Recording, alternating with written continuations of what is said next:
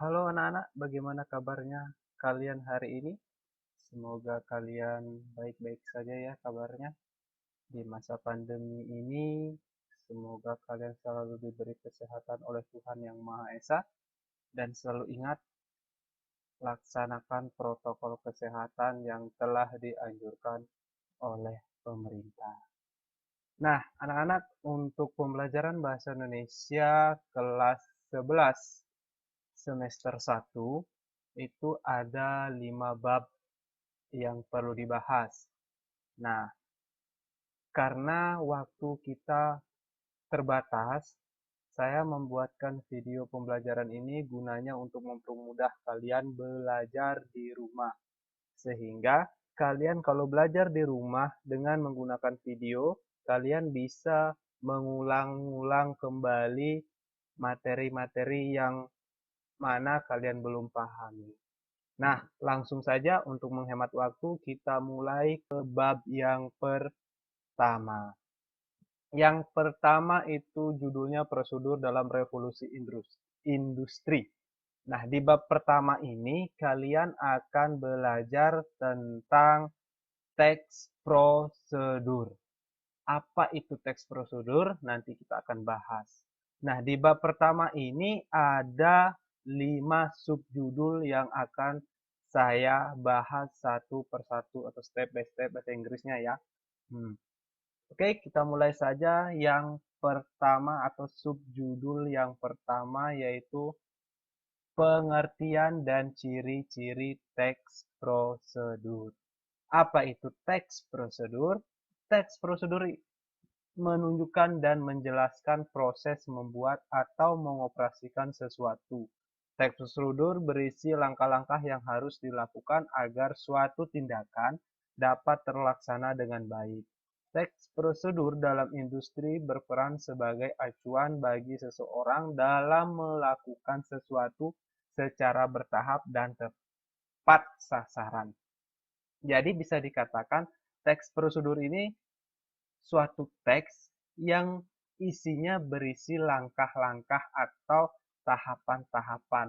Nah, bisa dikatakan teks prosedur ini merupakan petunjuk suatu pengoperasionalan, misalnya ketika kalian membuat apa namanya, membuat presentasi. Oh, cara membuat presentasinya langkah-langkah pertama ini, langkah kedua, langkah ketiga, dan seterusnya. Atau ketika kalian membeli gadget misalnya, kalian membuka di kotaknya, di situ ada petunjuk-petunjuk. Itu merupakan salah satu dari teks prosedur. Kemudian misalnya yang cewek-cewek yang suka memasak, misalnya membeli buku panduan memasak, di situ ada langkah-langkahnya. Langkah pertama, langkah kedua, dan langkah ketiga. Nah, ini merupakan contoh dari teks prosedur. Kemudian yang berikutnya yaitu ciri-ciri teks prosedur. Apa saja ciri-cirinya dari teks prosedur? Yang pertama, itu berisi langkah-langkah, ya pasti. Yang namanya teks prosedur harus ada langkah-langkahnya. Kalau bukan langkah-langkah, itu bukan teks prosedur namanya. Kemudian yang kedua disusun secara informatif. Artinya teks ini disusun uh, memiliki informasi. Jadi secara informasi, jadi informasinya itu harus jelas. Kemudian dijelaskan secara terperinci. Nah, dijelaskan secara terperinci ini yang sudah saya katakan tadi, itu harus mulai dari tahapan pertama, tahapan kedua, dan selanjutnya hingga akhir. Artinya secara terperinci, terperinci. Tidak ada yang boleh dilewatkan karena ini akan menentukan hasilnya di akhir. Kalau kita membuatkan teks prosedur tidak secara terperinci, takutnya yang membaca maupun yang mendengar itu bisa mengakibatkan fatal di akhir dari langkah-langkah yang telah kita susun. Kemudian bersifat objektif. Artinya bersifat objektif ini adalah bersifat yang sebenarnya tanpa dipengaruhi pendapat atau pandangan pribadi. Artinya kalian itu membuat langkah-langkah harus sesuai dengan keadaan yang sebenarnya. Jangan diada-ada. Artinya jangan kalian membuat teks prosedur belum pernah kalian coba, sudah kalian buatkan langkah-langkahnya. Nanti bagaimana orang tersebut melaksanakannya. bersifat objektif. Kemudian yang E menggunakan syarat atau pilihan. Nah, dalam teks prosedur di situ ada syarat atau pilihan. Biasanya ini terletak di awal atau di kalimat pertama itu sebelum langkah-langkah namanya ada tujuannya. Kemudian yang berikutnya ada kalimat jelas, logis, dan singkat. Artinya kalimat itu harus jelas. Kenapa supaya jelas? Agar si pembaca tidak berpikiran ganda. Artinya, oh maksudnya ini seperti apa ya? Maksudnya ini seperti apa ya? Nah, itu takutnya nanti si pembaca ini salah langkah atau fatal akibatnya yang seperti saya katakan tadi. Kemudian logis. Logis ini artinya benar menurut logika. Artinya penalaran itu tidak mustahil kalau dilakukan. Kemudian singkat. Singkat supaya langkah-langkah itu mudah dipahami oleh orang lain. Kalau terlalu banyak nanti takutnya orang lain itu sudah malas untuk membacanya. Oke, jelas ya? Kalau sudah jelas, kita lanjut lagi yang sub yang kedua, yaitu instruksi informasi dalam teks prosedur. Di sini terdapat dua lagi, itu penyusunan teks prosedur dengan pedoman dalam menyusun teks prosedur. Oke, kita lanjut. Yang pertama, bagaimana caranya menyusun teks prosedur. Satu, harus menentukan topik yang akan disusun. Artinya, topik apa nih yang akan kalian susun? Misalnya, sekarang lagi training, misalnya membuat channel YouTube. Nah, kalian harus tentukan topiknya. Oh, channel YouTube saya ini harus bisa menarik pengguna YouTube, bagaimana caranya. Nah, langkah-langkahnya itu. Kemudian mengumpulkan informasi, sumber informasi. Jadi kalian mengumpulkan sumber informasi itu dari narasumber yang jelas. Artinya kalian mencari narasumber yang sudah berpengalaman sehingga langkah-langkah kalian itu bagus nantinya.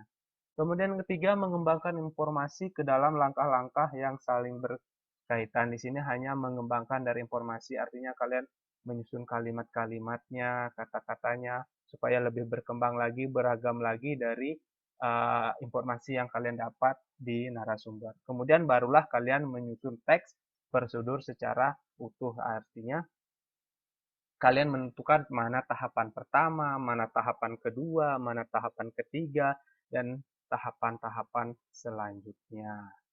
Oke, jelas ya. Kemudian yang berikutnya adalah pedoman dalam menyusun. Nah, dalam menyusun teks prosedur itu ada pedomannya, ada caranya. Bagaimana caranya? Pertama, gunakan kata-kata atau kalimat yang sesuai dengan karakteristik teks prosedur. Nah, kata-kata ini kalian sesuaikan dengan teks prosedur apa yang ingin kalian buat. Gitu ya. Kemudian yang kedua, pastikan instruksi-instruksi atau langkah-langkah yang Anda berikan itu cukup jelas untuk dimengerti pembaca. Seperti yang saya katakan pertama tadi, di awal itu, kalian membuat teks prosedur ini harus jelas agar orang tidak bingung dengan langkah-langkah yang kalian buat. Kemudian yang ketiga, sesuaikan bahasa yang Anda gunakan dengan calon pembaca. Nah, untuk ini kalian boleh menggunakan bahasa keseharian kalau misalnya kalian membuat langkah-langkah tentang channel YouTube, kemudian yang sifatnya itu tidak berkaitan dengan eh, penggunaan bahasa lah ibaratnya. Nah, itu kalian boleh menggunakan bahasa sesuai dengan calon pembacanya. Misalnya begini, kalian mau membuatkan video ini untuk anak-anak masyarakat luas, boleh kalian menggunakan bahasa yang tidak formal, itu artinya ya. Kemudian yang berikutnya itu ya, yang keempat itu urutkan instruksi secara sistematis agar seragam. Ini tadi yang sudah saya katakan bahwa instruksi itu secara sistematis artinya mulai dari awal, kedua, ketiga, misalnya tentang misalnya kalau cewek tentang panduan memasak, pertama misalnya harus disediakan bahan-bahan rempah-rempah dan yang lainnya. Kedua, misalnya bawangnya dikupas, kemudian dicincang, ketiga dan seterusnya. Itu merupakan instruksi secara sistematis dari awal hingga akhirnya itu bagaimana. Oke, cukup jelas? Kalau jelas kita lanjut yang C. Nah, yang C sini adalah rancangan teks prosedur. Teks prosedur dirancang sedemikian rupa agar mengandung pernyataan umum dan langkah-langkah. Pernyataan umum dalam teks prosedur terdapat pada paragraf pertama.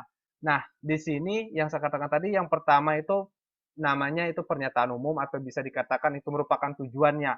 Kemudian yang kedua, paragraf kedua itu sudah berisi langkah-langkah, step by step atau langkah pertama, kedua, dan seterusnya. Kemudian paragraf berikutnya langkah-langkah yang tadi saya katakan tadi. Kemudian dalam bidang industri, teks prosedur itu perlu dipresentasikan agar pekerja mengetahui langkah-langkah yang tepat dalam bekerja. Artinya begini, kalian ini kan anak SMK, nanti kalian akan terjun ke dunia industri.